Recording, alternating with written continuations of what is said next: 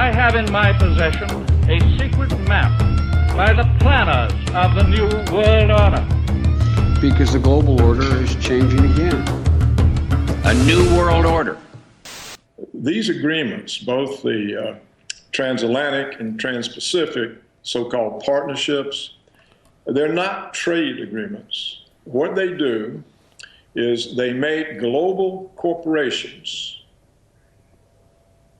independent of the sovereignty of nations.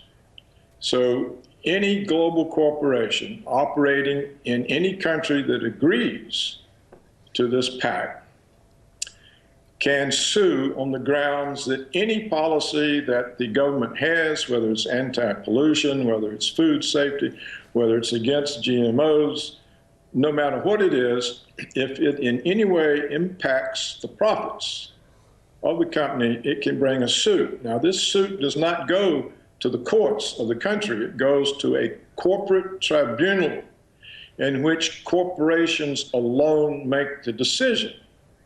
So what these agreements do is they make global corporations rulers of the so-called sovereign countries that agree to this pact. It's the worst form of financial, economic imperialism in the history of the world. That any country's representative would agree to this. What they're doing is, this is treason because they are sacrificing the sovereignty of their country to global corporations. It's amazing that even with all the secrecy, that such an extraordinary takeover of world government could get as far as it has gotten. Paul Craig Roberts, I know you have a reaction, but I'm reading your explanation of one of the things that's fascinating, and that's about fast track, that the Congress voted for fast track. It accepted that corporations can write the trade laws without the participation of Congress. Are people aware of this? Yes, and it's unconstitutional.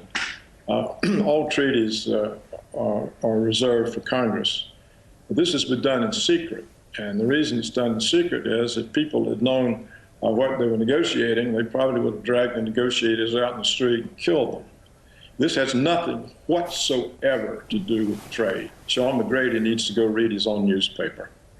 This has to do with making corporations immune to the sovereign law of countries. It has nothing else to do with anything. It is certainly not true that health and safety regulations are barriers to trade. It's certainly not true that when the French say we don't want GMO products, it's too uncertain. There are studies that show adverse impacts. We have banned them under this so-called partnership that is overturned by a corporate tribunal. This is not democracy. This goes beyond fascism or dictatorship. This is giving corporations the power to rule what are supposed to be independent, sovereign governments. It is not a trade agreement. In fact, none of the so-called trade agreements are trade agreements. NAFTA is not a trade agreement. It is an agreement that helps American firms offshore their production for their home markets.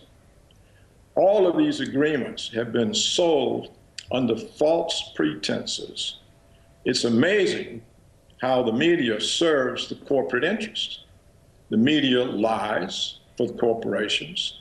The corporations get what they want, and the people suffer dramatically. It's certainly not true that anyone in the United States, other than the shareholders and executives of the corporations, have benefited from jobs offshoring. There's been no growth in the real family median income in the United States for 20 or 30 years. And it's because the good jobs, the high value added, high productivity jobs are moved offshore. The jobs that remained are part-time, lowly paid, domestic service jobs. retail clerks, bartenders, waitresses, hospital orderlies. Month after month after month, the Bureau of Labor Statistics payroll job reports show this over and over and over. I have been reporting it monthly for years.